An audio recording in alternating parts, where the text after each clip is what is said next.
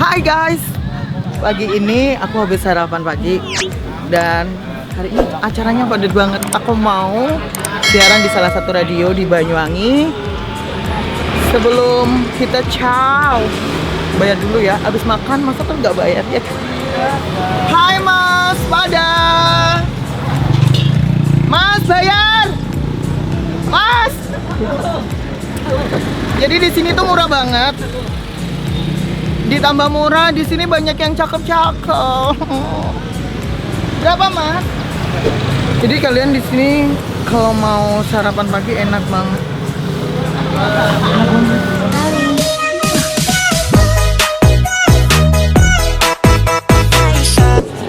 Nanti itu aku siarannya mengenai masalah rambut. Jadi rambut itu dirawat, jangan dibikin sengsara ya kan. Udah bayar-bayar mahal, nanti dirusak lagi. Nanti kalau udah rusak mahal banget. Bentar, nunggu berhitung guys, nunggu bayar. Jadi bayarnya udah selesai. Habis ini berangkat guys. Ini mepet, nanti dimarahin Mbak Mami. Makasih Mas. Yuk, ayo kita berangkat. Come on.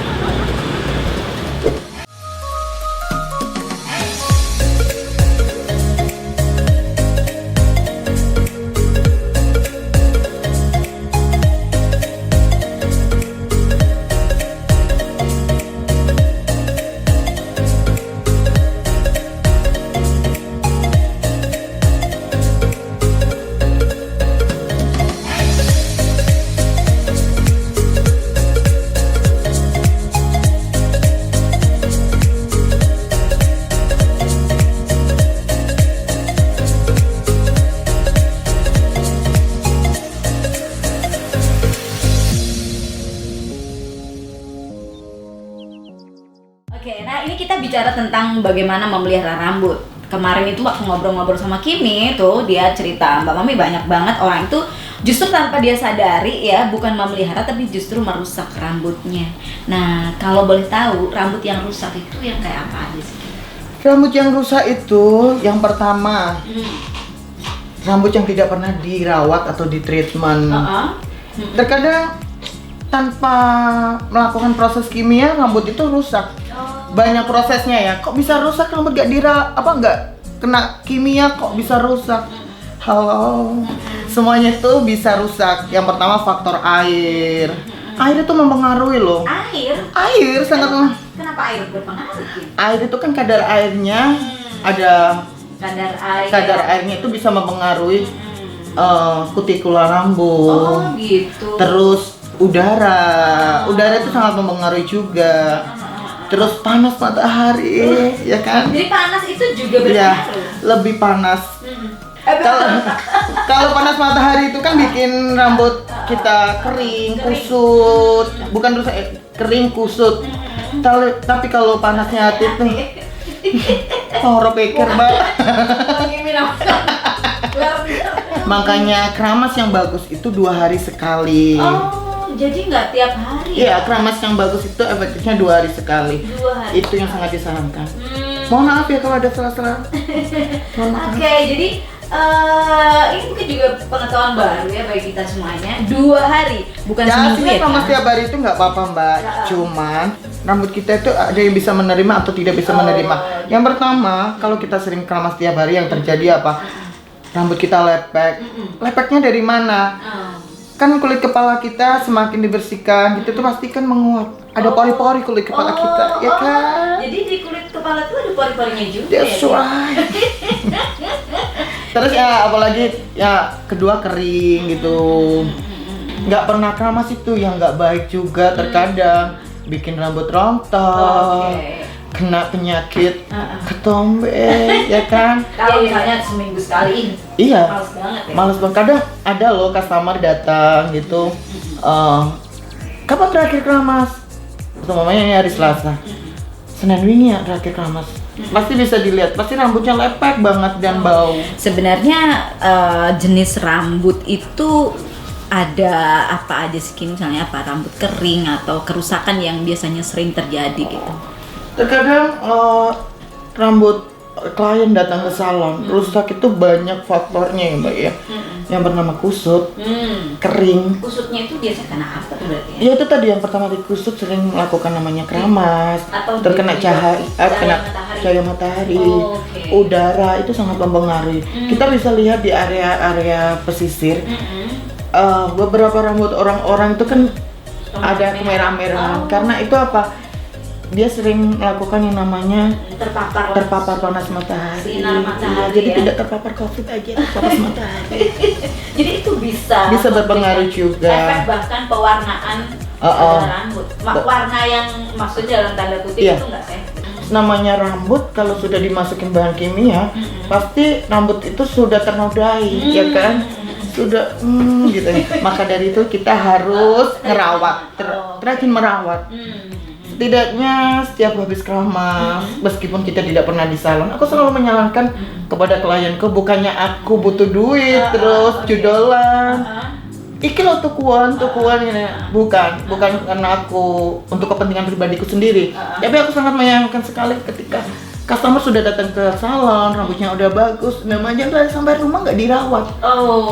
Dan yang terjadi apa Mbak? Rambutnya ini itu. Maka dari itu setidaknya habis keramas itu kasih serum, habis gitu. keramas shampoo. Artinya orang itu tidak selalu harus mengandalkan treatment itu datang ke salon ya. Jadi kita harus menyiapkan perawatan untuk di Rumah juga.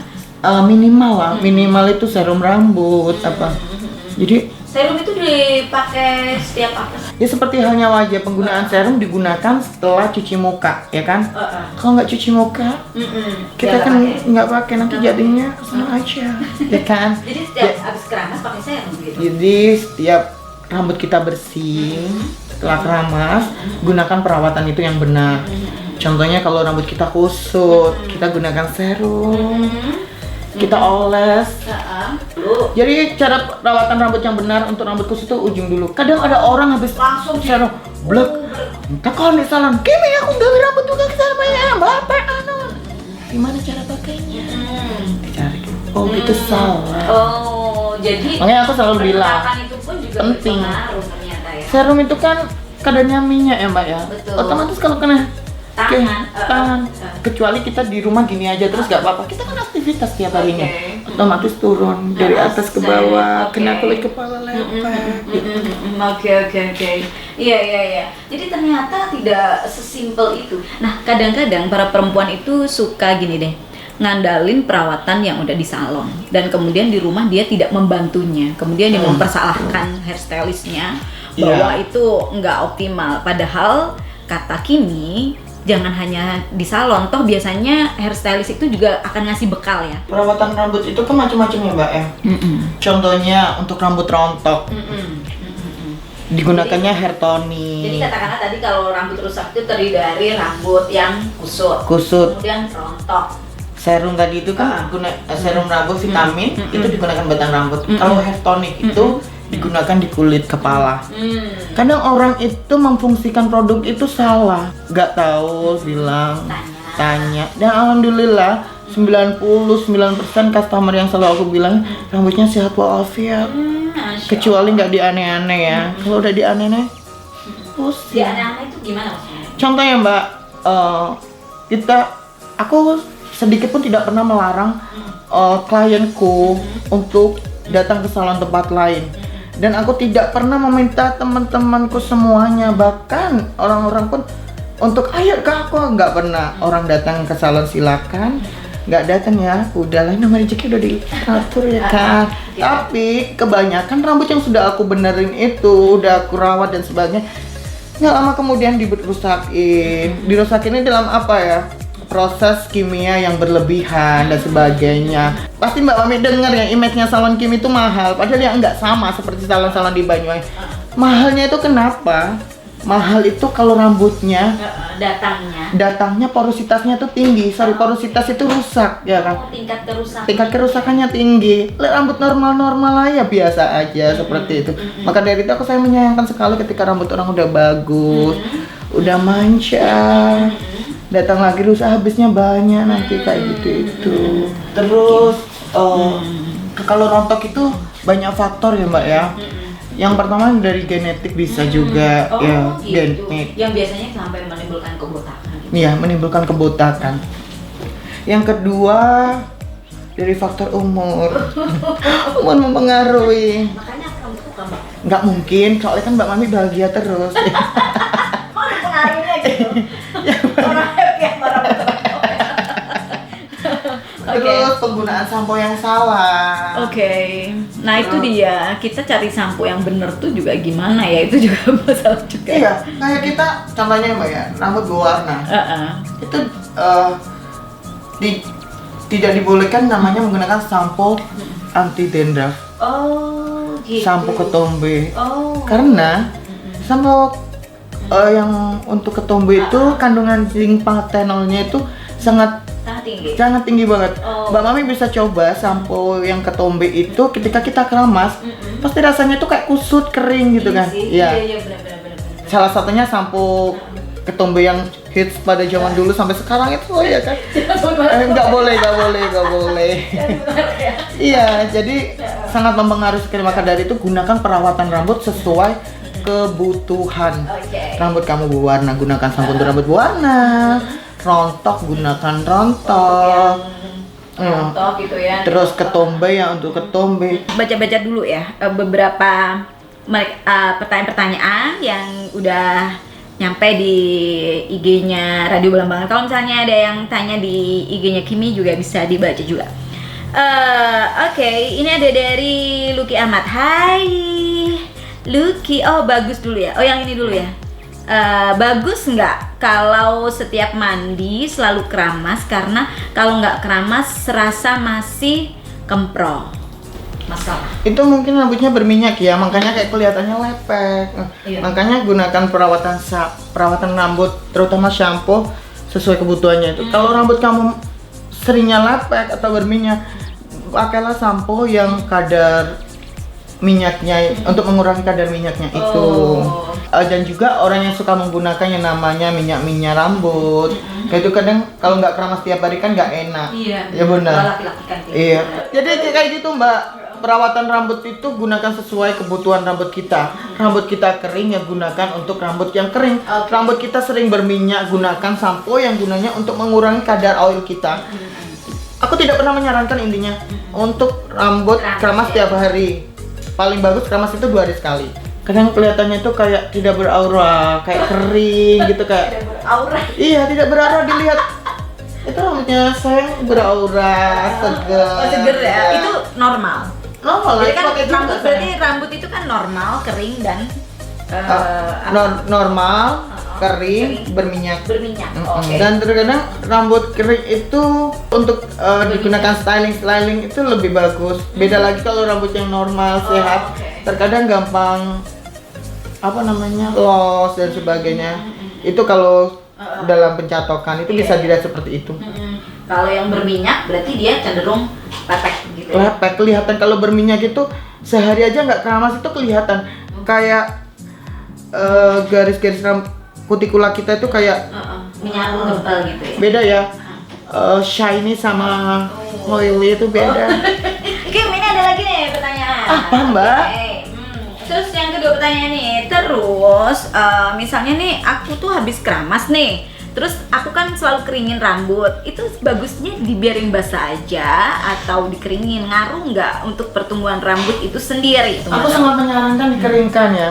Aku pribadi sendiri kalau nggak ngeringin rambut itu langsung puspa. Puspa itu pusing.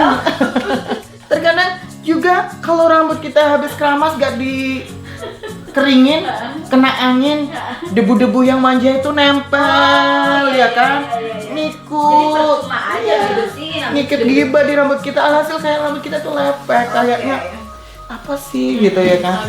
Maka dari itu setelah shampooan, setelah keramas, pokoknya wajib deh, karena apa? Kalau kita nggak ada dryer, yang pertama lepek. Terkadang kalau mbak-mbak yang hijabers yang wonderful itu kan nggak habis keramas langsung deh, aku kesusu, aku gawain kopi bojoku ada tuh kayak gitu.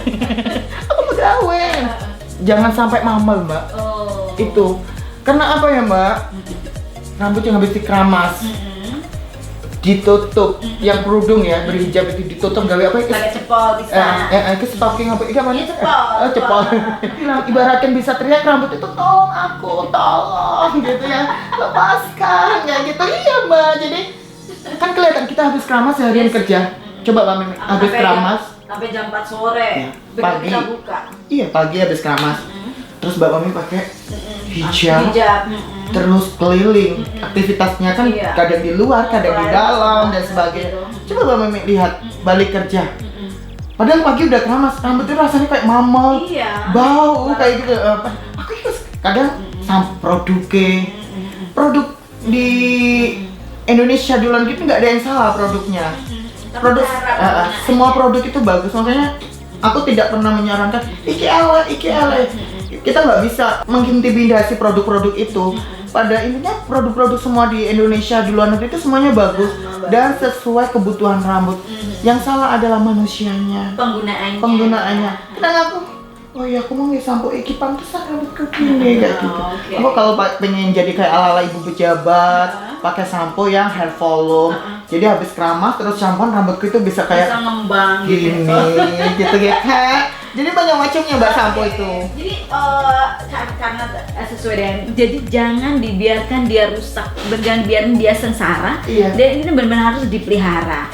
Terus kemudian, nah ini berhubungan tadi ngomong juga hijab, lalu perawatan untuk yang udah berhijab itu gimana ya? Apalagi kalau dia basah terus langsung pakai hijab, apakah itu pengaruh juga dengan kesehatan rambut kita gitu? Jadi perawatan untuk rambut berhijab atau tidak berhijab itu sama intinya Mbak.